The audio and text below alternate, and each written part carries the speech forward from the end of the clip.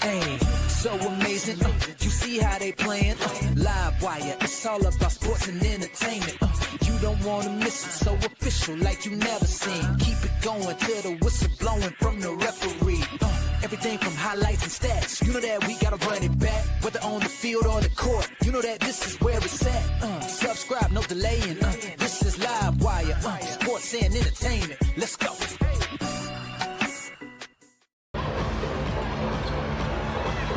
Now clock down to 3. Sims from Clark range. Oh, she baked it in! She can't believe it! And neither could Caitlin Clark.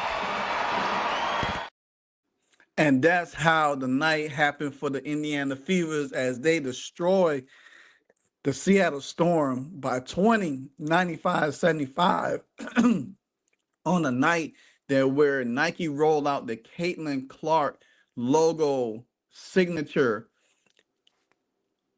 premiere, everything that you want to think of Caitlin Clark. And I think a lot of people are kind of like not grasping how big this is for Caitlin Clark, her brand, the Indiana Fever, because guess what? All her teammates was wearing her apparel. They had it lined out. They had the red carpet rolled out. They had everything prepared. See, this is how you roll out your star athlete. But I'm going to get into all of that today in another video. But tonight, today, last night, however you want to categorize it, the Indiana Fever took care of business when they needed to take care of business. They back was against the wall. They was the AC. They lost back-to-back games to Minnesota, a tough out where they played well in the first half, fall apart in the second half. Everybody said, oh, I don't know if they're going to beat Seattle. Seattle playing well. Let me tell you something. I watched sports a long, long time. I could tell when a team has a team's number. The Fever has had their number all season. Seattle has not shown anything that they was going to be a playoff team. They have been in that same stuck in the mud area from 7 to 8 all season long. They are hanging on a balance. Was it surprising that Seattle didn't come out and play well? Nope. But the Fever needed to play well, and they played well in a big way, going up by 32, dominating each quarter. Aliyah Boston looks like the Aliyah Boston that we came to accustomed to seeing. Stephanie White looked like she know how to coach a team, allowing the team to really play a read and react offense and feeding Aliyah Boston the ball. Natasha Howard took a back seat, played defense, rebound, not doing too much, passed the ball. Odyssey Sims, as you seen in the beginning of the video, hit a bank three from Caitlin Clark's neck of the woods. Then you had Ariel Powers, the new signee, playing significant minutes, playing defense, rebounding, 9 rebounds. Kelsey Mitchell had a cool 21. And I said a cool 21 because you know why? She didn't have to, she took the shots that was there for her. She drove to the lane. That's what you do. Lexi Hall became the Terminator in the game, bumping heads with Gabby Williams. Left the game, came back with a big knot on her forehead, and still got 9 rebounds.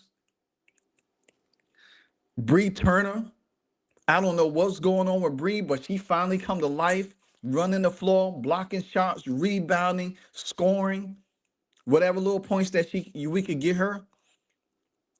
This team, if they take the same energy in every game, they could win these games.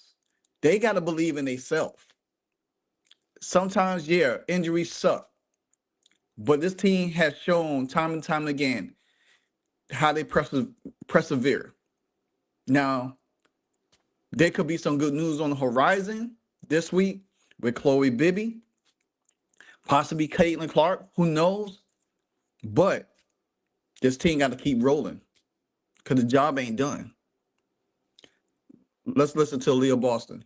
You knew how big of a game this was, Seattle being as close as they were to you and are to you in the standings. And when you walked into the bowl tonight, it just kind of felt like a playoff game with shirts on all of the chairs.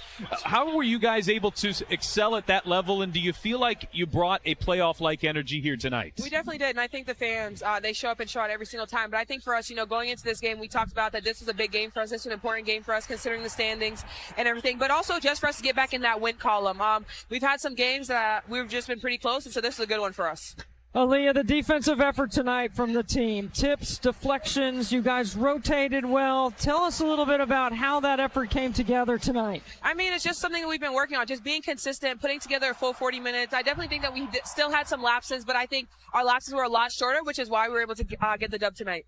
Aliyah, how do you take a night like tonight in what might be your biggest week of the season? You're going to go to LA on Friday, Golden State on Sunday. How do you take a night like tonight and build on it and turn it into multiple wins? I mean, this is a great win for us before we hit on the road. I think it's just going to be our focus. So I think going on the road, coming off a dub like this against Seattle is going to be very important for us with our mindset. And so I think we're ready. 27 points, 9 rebounds, and a Fever win tonight. Aliyah Boston, thank you and congratulations. Thank you. Aliyah Boston, I have to tip my hat off to you, young lady, because you probably heard it all. And to come out and play the type of game, this is the type of offense that the Indiana Fever, she said it. They had some lapses, but it didn't last long. And when the Fever have lapses, it's about that much throughout the game. This time their lapses was short, and they got back into rhythm. They got back into things that they needed to do. You outscoring your opponent and rebounding by significant. You killing them in the points in the paint significantly. You dominate each quarter. You didn't allow them to get comfortable. You didn't allow Seattle to try to make a run. You continually, every time it looks like they was trying to do something, you continue to put the pressure on them. That's how you win games. That's how you make teams fear you. No matter what pieces you have out there, they was out ready. They had more energy. They looked like they were rested. They looked like they was ready to go. They looked like hey, we got to get this done. We can't be doing all of this. And guess what? The Indiana Fever tied the most wins from last year of the playoff team last year by 20. They got their 20th win last night. Their 2018, they could finish the season probably 23 and whatever. Long as they ain't 23 and 20, I'm good. But you think about it. The Indiana Fever has tied their season record of last year, 20 wins. That's very important. Now, if they got knocked out of the playoffs, it would have been a bad season. But the Indiana Fever still have a lot of gas left. A lot of gas left, guys. A lot of gas left. Like I said, they dominate each quarter. Each quarter they dominated. The only quarter that gave down a little bit is because Seattle put their reserves in. The Fever took their foot off the gas a little bit late in the fourth quarter, and that's how they did. But you look at it, 26, 24, 24, 21. They scored 20-point quarters. That's a recipe for win. That's a recipe for win. Now, what that does, that put them moved them from 8th to back to 6th. So what that does for the Fever, now they have to go into Friday night's game with the same mindset. Play the same style of ball. Let Aliyah Boston go to work. She's going to find you if she gets, because guess what? If they collapse the pocket, you got people out there. I love what the team did. They stayed aggressive. Odyssey Sims stayed aggressive. Shea Petty, even though she got nicked up in the eye, but she came in there and kept pressure. This is what this team gonna do. And if they do get Chloe Bibby back, I hope Stephanie White plays this young lady. She's going to help them. You got Ariel Powers that's taking the place of Sophie Cunningham. Hopefully she could sign for the rest of the season. Hopefully by next week or sometime you get Caitlin Clark back.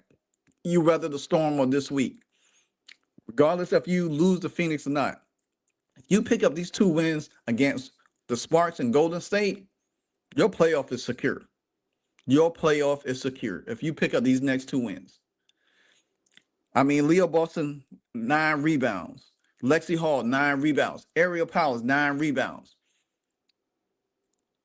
This is the kind of game that you need a Leo Boston to show up. You need her to show up because I said it beginning of the season. This team is only going to go as far as Leo Boston takes them. It's not Kelsey Mitchell. We know what Caitlin Clark can do. But Leo Boston has to be a part of that equation for this team to continue to have some kind of success. You cannot sit here and rely on Kelsey Mitchell game and game and Leo Boston only giving you 10 points, 11 points, 12 points here. We need her in the 20s. We need her 15 plus points a game. We don't need Natasha Howard to score.